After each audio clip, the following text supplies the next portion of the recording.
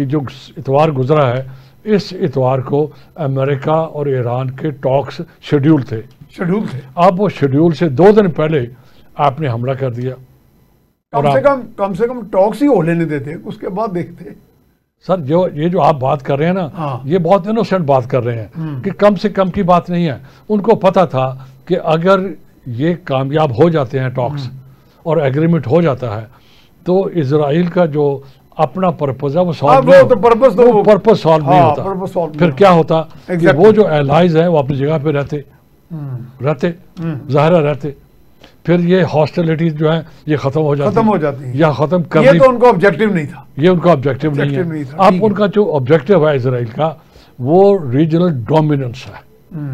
اب regional dominance کا کیوں ہے, پھر یہ ایک سٹوری اور آگے چلتی ہے کہ ان کا گریٹر اسرائیل بنانے کا پروگرام ہے. انہوں نے نقشہ ایشو کر چکا ہے. اسی طرح میاں صاحب ہندوستان بھی گریٹر ہندوستان بنانے کا نقشہ ایشو کر چکا ہے, اکھنڈ بھارت, اور وہ نقشہ ان کی پارلیمنٹ کے اندر اویزا ہے.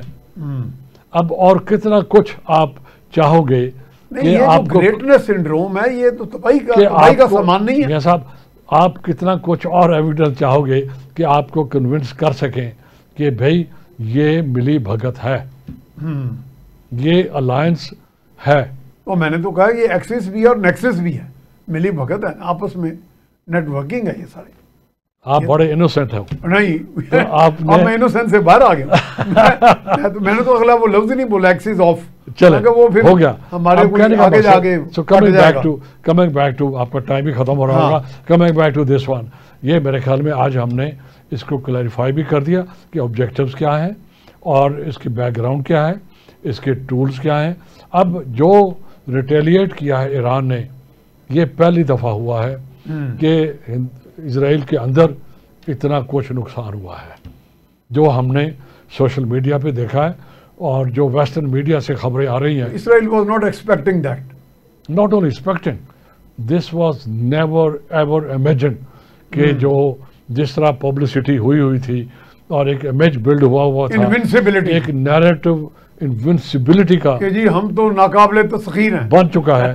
اور وہ جو آئرن ڈوم تھے اور جو ایرو, خاص ایک نام ہے اس کا, ایرو جو تھے, اور تھرڈ میزائل سسٹم جو ہے امریکہ کا, یہ 3 سسٹم وہاں پر کام کر رہے تھے. اس کے باوجود اگر ایران کے میزائل چاہے وہ بیلسٹک ہوں یا کروز ہوں, if they've been able to hit the targets, I think a new chapter is starting. The new chapter is starting. اور وہ جو myth تھی of invincibility وہ shatter ہوئی ہے. A new chapter of a conflict between Israel and Iran is starting. اب دنیا کے امن کے لیے یہ اچھا پیغام. اب تھوڑا سا اگر وقت ہے 1 آدھا منٹ کا تو ہم بات کر لیتے ہیں کہ پاکستان کے کانٹیکٹ کو کیا ہوگا. اب پاکستان ایران کا نیبر ہے اور جو بھی فال آؤٹ ہوگا وہ پاکستان پہ آئے گا.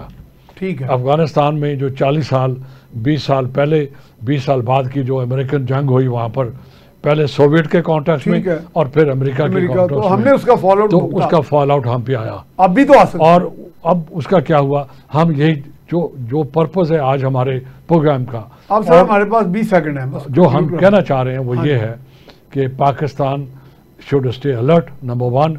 Iran should also recognize کہ Pakistan is a friend, is a neighbor, اور وہ اپنی ایکویشن میں پاکستان کو اسی طرح رکھے جس طرح رکھنا جانا چاہیے کہ we are together a source of strength. لیکن یہ جو کانفلکٹ ہے it must come to an and.